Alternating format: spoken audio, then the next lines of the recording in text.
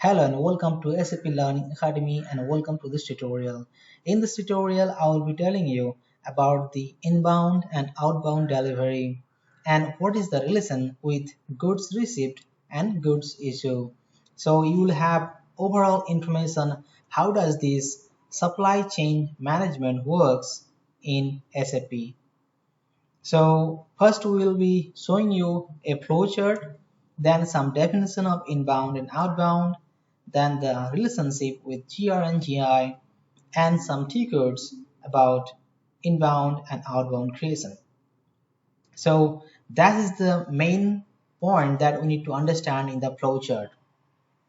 Here, everything starts with the purchase order. When a company needs some material, so they first create a purchase order and that order goes to the vendor. Then the vendor, based on the agreement with the company, so vendor sends the material or just to the warehouse. Warehouse is the company's shipping point where all kinds of material comes from different vendors. So here this processing from purchase order and up to this warehouse or shipping point, that's what we call as inbound processing, meaning that your vendor is sending the material in terms any logistic process. It can be any communication system like track or van or whatever it is. So that inbound and that time inbound document will be created. And on the other side, when the store is raising a sales order to the warehouse, then the warehouse sends that material into the store. So that process called outbound processing. And where the GR and GI lies, the GR lies here. When the material received at warehouse, that's called you are receiving the goods, you are verifying the goods, that's called goods received. And as soon as you do the outbound, as soon as you just put the material again into the track in some communication system like track or van, whatever it is, or company van, so that's what we call as outbound processing. And here we create the GI. GI means goods issued. So this is the complete flowchart that what every kinds of ERP system follows and every kinds of company follows. So now we will move into the next slides just in order to see the definitions and others quickly. So as you discussed that inbound, when purchase order is created to vendor, they provide the material and once it is reached to their warehouse or shipping point, and as per confirmation based on the ASN.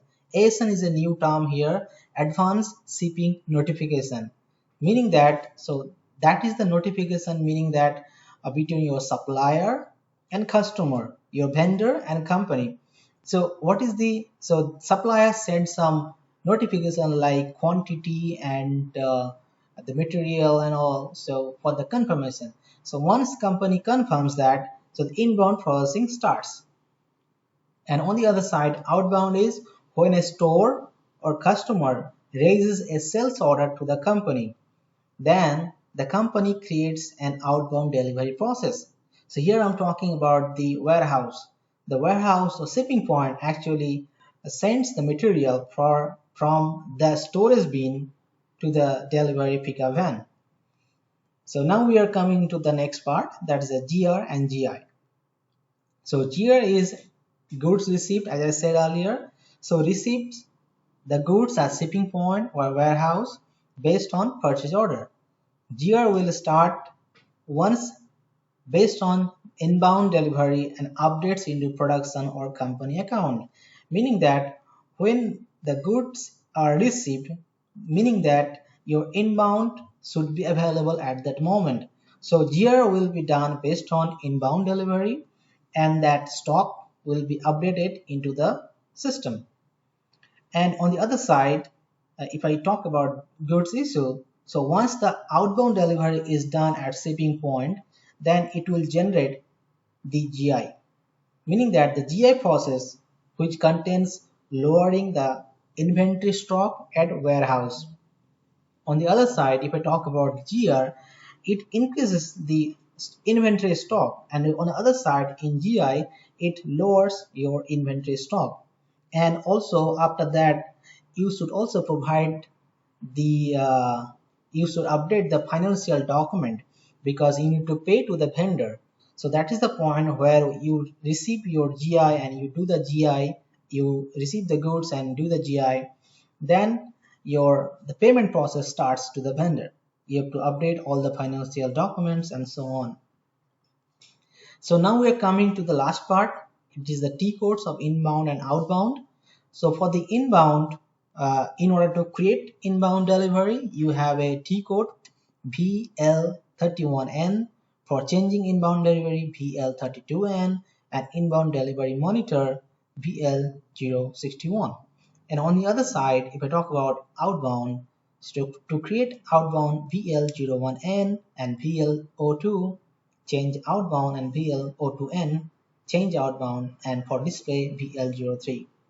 So that is all about this tutorial, and where we talked about these process, inbound and outbound process, how does it work, and very importantly that the chart is in this slide. So what is the main part which you need to understand, how does it work in supply chain management. So thank you for watching this video, and please, if you have liked it, please comment in the below comment box how did you like it, or if you have any question, please share in the comment. I will be happy to answer those. Thank you and have a nice day.